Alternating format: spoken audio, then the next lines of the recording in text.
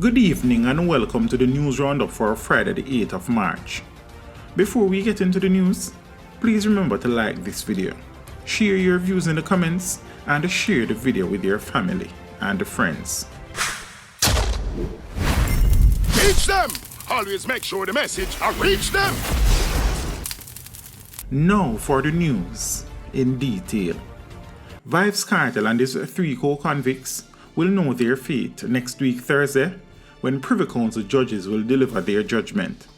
A notice on the UK Privy Council website on Friday indicated that the judgment will be delivered at 11 a.m. Jamaica time and will be live streamed.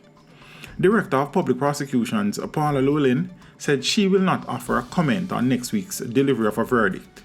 Llewellyn reiterated that the prosecution did the best with the available material. Meanwhile, defense attorney Bert Samuels says if the Privy Council sends Kartel's case back to the local court of appeal to consider a retrial, the defense will strongly oppose such a move. The men have already spent 15 years, 14 years in custody. Secondly, they have to pay attorneys again for trial. Thirdly, the witnesses are not necessarily available. They can't be found. Fourthly, the pre-trial prejudice of those voice notes and the people have been told what the case is about. It's going to be difficult to find a juror or a jury rather which has not been influenced by what they have heard in the media. And it's just in the interest of justice that this should be over. They have served, some of them, a third of their sentences already. The decision of the Privy Council will come a month after it heard oral arguments on the matter. Samuel says he can't think of a precedent for a retrial after nearly 15 years have passed. Prosecutor is going to have to find cases where there has been at least 14 years lapse in between arrest and the retrial. That's going to be a huge deciding factor whether there should be a retrial or not, whether there are other cases in which this has happened before. Anthony McNeil, otherwise called Spliffy, who is alleged to have killed his 15-year-old ex-girlfriend Tara Alicia Dennis and wounded her boyfriend, has been slapped with a murder charge along with 4 other offenses. The 28-year-old was also charged with wounding with intent, possession of a prohibited weapon, unauthorized possession of ammunition, and using a firearm to commit a felony. McNeil, who is said to be Dennis's neighbor and lives in Top Road, Little London, was on the run after the incident but surrendered to the police last Sunday. 23 men who are alleged members of the Tesha Miller faction of the St. Catherine-based Klansman gang will return to the Home Circuit Court in downtown Kingston on April 18 for a case management hearing. In the matter currently before the court, the prosecution alleges that the men are part of a criminal organization led by Miller. It is alleged that the men participated in several criminal activities between August 5 of 2017 and August 22 of 2022 in St. Catherine. This includes murder, conspiracy to murder, attempted murder, robbery with aggravation, illegal possession of firearm, and illegal possession of ammunition.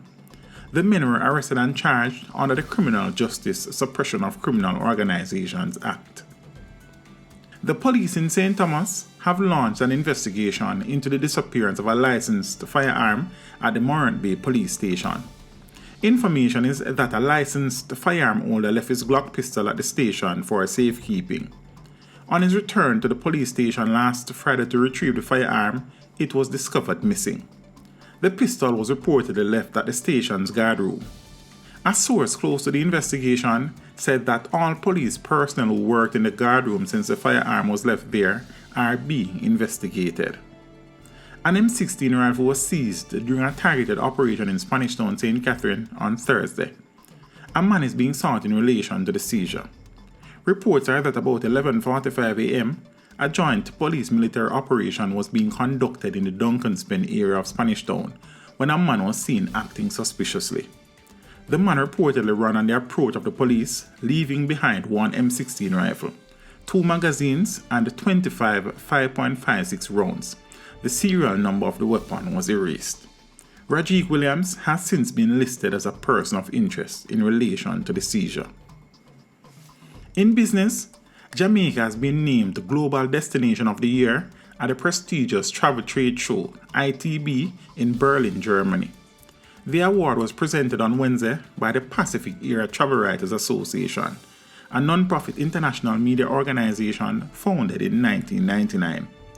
The award was accepted by Minister of Tourism Edmund Bartlett. Minister Bartlett was also bestowed with the title of Global Tourism Icon in recognition of his contribution to the tourism industry. And that is it for your news roundup for today. We would appreciate you liking this video, leaving a comment, and sharing the video with your family and friends. Have a good evening, and see you next time.